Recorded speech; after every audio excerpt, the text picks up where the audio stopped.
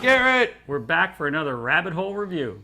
Indeed, we're back. Thanks to popular demand, we've decided to make more of these. And we're going to do them ad nauseum. Doesn't matter if you like them or not because we're having fun.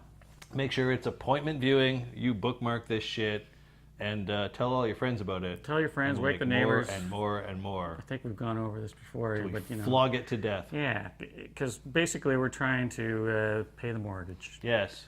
And you guys have not been donating quite at the rate that we thought you would. Yeah. So far this has made nothing. $0. In fact, we're in the hole.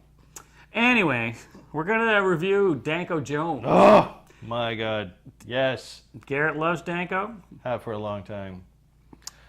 Danko were the last band that really, like, we were talking about Biffy Clyro last time, right? And how that, the effect they had on you. The last band that, like, really, like, blew my brains out of the back of my head were these guys.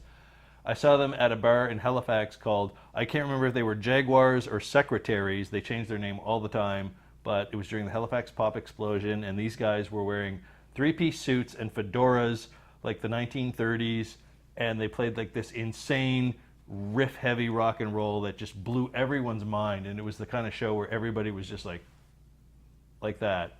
And I've been a massive fan ever since. I've bought every album, and I've been telling this guy about it ever since then. He didn't quite want to know, didn't quite get it until this video you're going to see right now, and finally he was converted. Funny story, Garrett, yes, like he was saying, he was pushing this on me. He loves Danko, and big, huge fan. I didn't tell him this, but I downloaded a few songs and I threw them on my iPod. One night when I was out shoveling the snow, the iPod was on shuffle. The iPod was on shuffle. Well, that'd be handy if it was. I need one of those. Anyways, I was shoveling along, and this song comes on, and the guitar was just like massive, earth-shattering punch to the chest. Sick tone he has. And the drums came in, and it sounded almost like AC/DC on steroids. So I'm digging away, and then the voice starts, and I go, oh, fuck, it's Danko Jones. I can't tell Garrett I actually like this.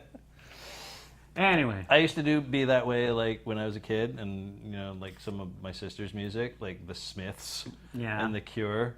Like, oh, that sucks. And then later I would listen to it, like, that's actually pretty tight.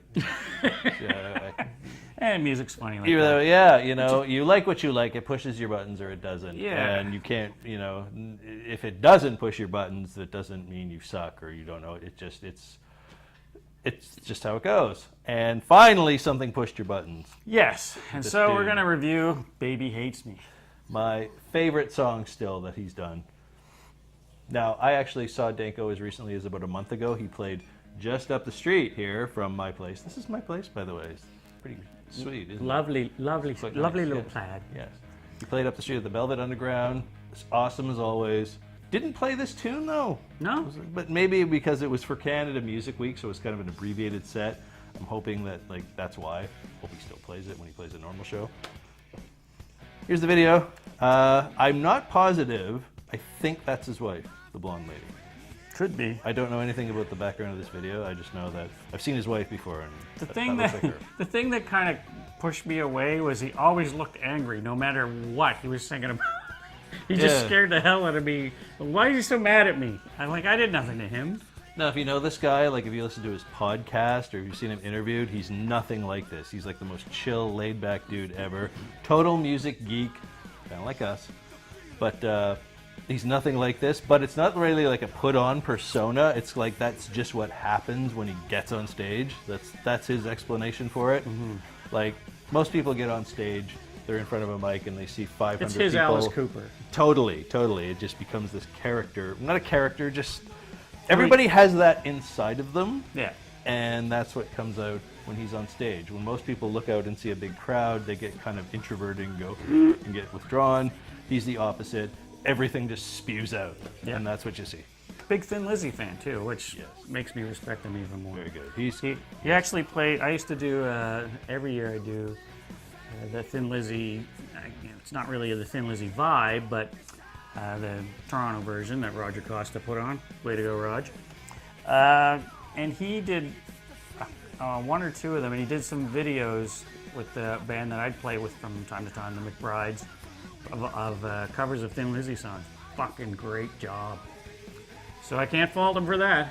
The guy knows his shit. If you listen to his podcast, he has an encyclopedic knowledge of rock and roll. Again, kind of like us. Mm-hmm. And he, you know what? He would be a great guest But Danko, if you ever stumble across this, by God, come to my living room here, hang out. We'll have a drink. We'll get some bruschetta bruschetta from up the street. Oh, I know the burritos you like. Yeah, we'll get those. I know the burritos. Yeah, I'm not a stalker, honestly. Let's stop right there. Let's move on. I know the burritos you like. Anyway, so he's yelling at his wife, a lady. Oh Jesus, what just happened there? She just gave him the what for? I saw him before Garrett even was telling me about him. I saw him. Young Street used to close down the street, and he was playing at one of the stages. Like they have stages, different points down the street. He was playing at one of them. This was before he ever had a record out, I think.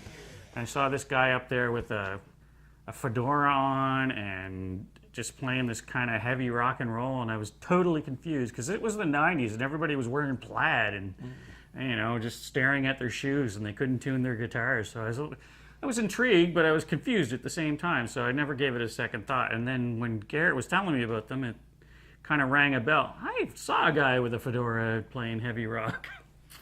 Danko saved rock and roll. He saved it. Saved it for him. He saved it. He brought it back. He's the last guy to just breathe life into it. He's the last one. All right, that's Danko Jones, Baby Hates Me.